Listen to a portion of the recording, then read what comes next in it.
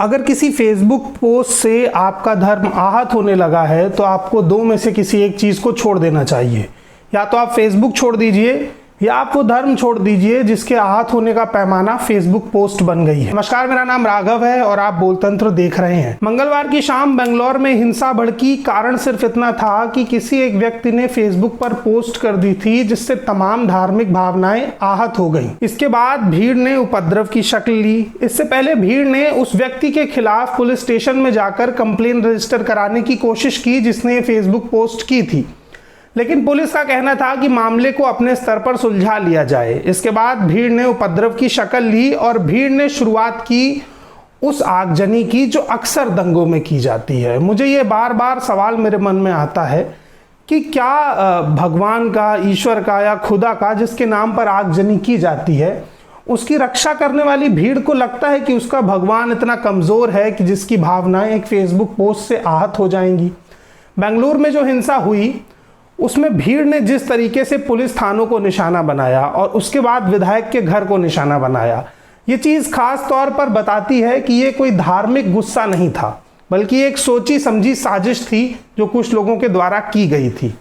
सवाल ये उठता है कि ऐसी स्थिति में जब एक भीड़ पुलिस थानों और विधायक के घर को निशाना बना रही थी तो उसके धर्म पे सवाल खड़े हो रहे थे, लेकिन दूसरी तरफ हनुमान मंदिर को बचाने वाली भीड़ जिसने ह्यूमन चेन बनाकर एक मंदिर को बचाया, उसके धर्म को लेकर के भी लोग सवाल कर रहे हैं।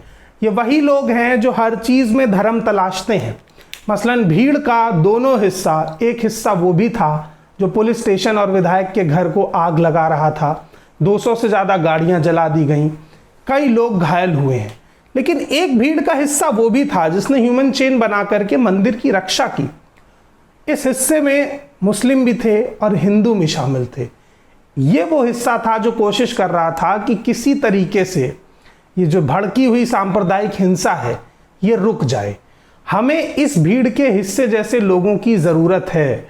इस देश में फेसबुक से और सोशल मीडिया से धर्म आहत होने लगा है, और अगर धर्म इतना कमज़ोर हो गया है कि वो सोशल मीडिया से आहत हो जाए तो आपको धर्म को एक बार फिर से पढ़ना चाहिए। इस पूरे मामले में पुलिस की कमी यह है कि जब पुलिस के पास शिकायत के लिए लोग गए तो पुलिस को यह शिकायत रजिस्टर करनी चाहिए थी। वो शख्स जिसे फिलहाल गिरफ्तार किया गया है वो पिछले 5-6 दिनों से इस तरीके की पोस्ट कर रहा था। तो क्या बेंगलुरु की पुलिस इस बात पर ध्यान नहीं दे रही थी?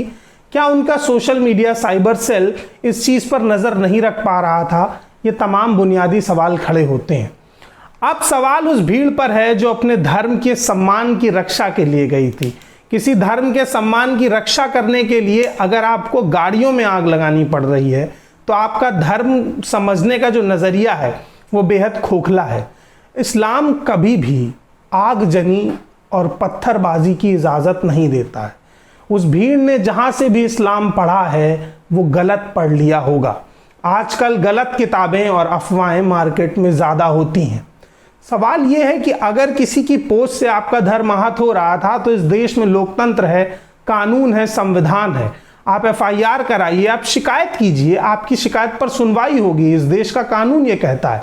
मगर जब आप अपने हाथ में खुद हथियार लेकर आगे बढ़ जाते हैं तो आप कानून और संविधान की भी हत्या कर देते हैं। आग लगाने के बाद ऐसा कहा जा रहा है रिपोर्ट्स में, मीडिया रिपोर्ट्स में, कि भीड़ ने दमकल की गाड़ियों को भी रोका। ANI ने जो वीडियो जारी किया ह्यूमन चेन का, वो वीडियो मैं आपको दिखाऊंगा। नहीं, हमें उनके देवालय की प्रोटेक्ट करने से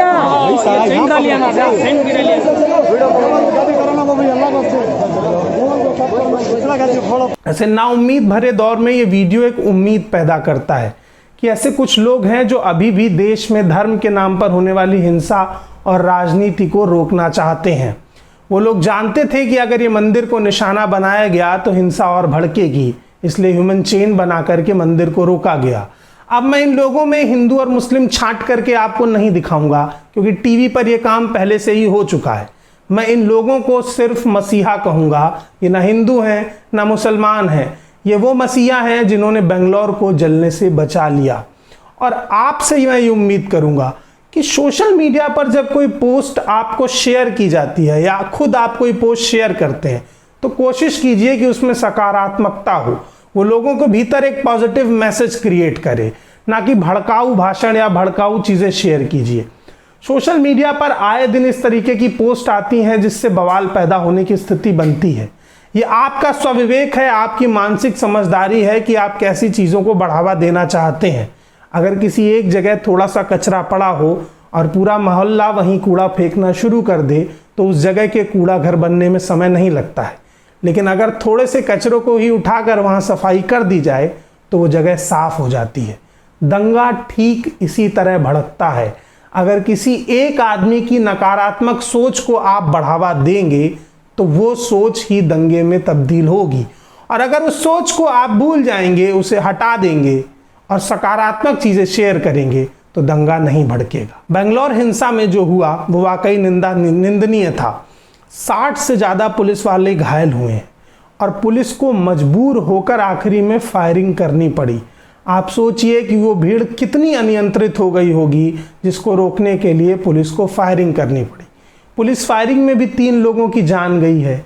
क्या वो 3 लोग जो फायरिंग में मारे गए उनके माता पिता पर क्या गुजर रही होगी?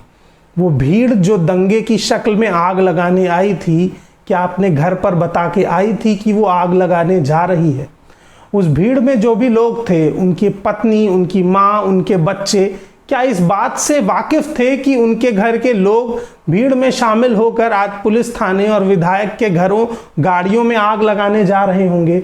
अगर नहीं वाकिफ थे तो क्या इस कांड के बाद वापस घर पहुंचकर अपने परिवार के लोगों को बता पाए होंगे कि वो क्या करके आए हैं?